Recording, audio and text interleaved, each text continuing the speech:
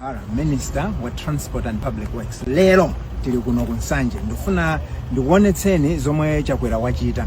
Timadzaona njanje ija hamati singafike kuno kunsanje, njanje singafike kuchokera kumala ngomanga 1 km.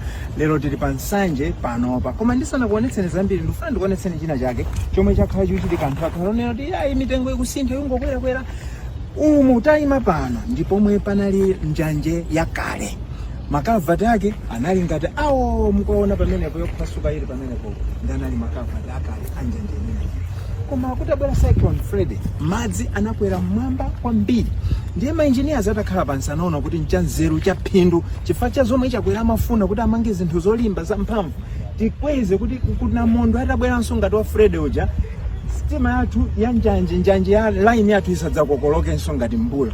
Ndiye kuti idakwera mmwamba kuchokera apo ukafika apo pafupi 3 meters, malo ena yafika ngakhale 5 meters. Zimenezo ni zomwe zinakweza mtengo wa njanje yathu kuti ikhale pamwamba. Ngati momwe tachitira ku matauni kuja misewu ya M1 maona tamanga misewu ya mphamvu yolimba zomwe zapangisa tikuopa kuti zititengera ndalama zotani, tifuna tikumangireni zinthu zolimba. Koma tabwera nsopano ndikuonetsani kuno mamba.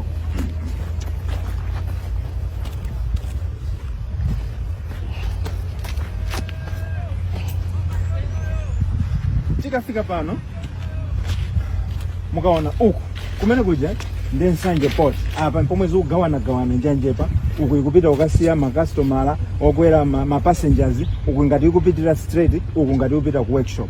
Pamenepa kutsogoloko kuliso malupo angapo folo oti stima zikhoza kusemphana.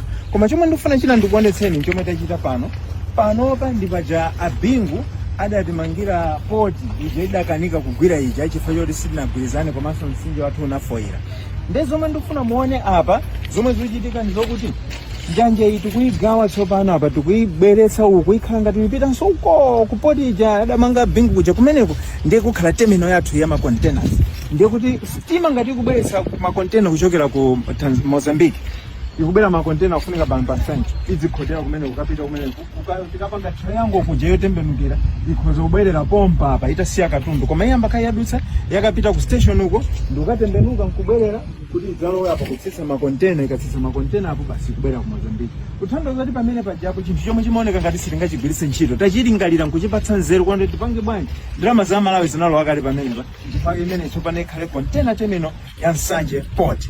Tizija timakamba zija anthu amati njanje singafike kuno, iyi njanje yafika iyi. This is Nsanje. Tidapereka deadline kuti by end of this month Nsanje Port ikhale kuti line yafika, line ndimene yafika iyi. Atsogoleri timafuna okweza Malawi aja china chakwera ndi amene wawa watayapa ndesitudziwa chomafuna. Amenewo ndi olemekezeka Bambo Jacob Hara MP omwe ndi nduna ya boma yoona ntchito za mtengatenga kapena kuti Minister of Transport kuno kwathu ku Malawi. Ndeyowa akulankhula amene muonera mukanema muja monjanja ndithu monyadira kuti nonse amene mungati njanje yakumalaka kufika ku Nsanje singafike ku Nsanje kapena kuti sinafike ku Nsanje mwangoti paka mafuta paka mwa MCP mwangomanga 1 km akuti njanje imene ichatu tsopano yafika ku Nsanje. Komanso akuti nonse amene mwakhala mukudandaula kuti ayi paliwa mabiliyoni ambiri pamenepo akuti musadandaula chifukwa choti zimene akutero kumene chifukwa choti njanje imene akumanga MCP si njanje yamasewera, njanje kuti akufuna kuti ikhale zaka osawonongeka. Nde mwazimvera nokha Malawi komanso mwaona klipi imeneyi anduna aboma akunjanja pamenepo timati mutulutsa tsopano maganizo anu in the comment section below. Musanachoke pompano pa Nyasa Voice Box.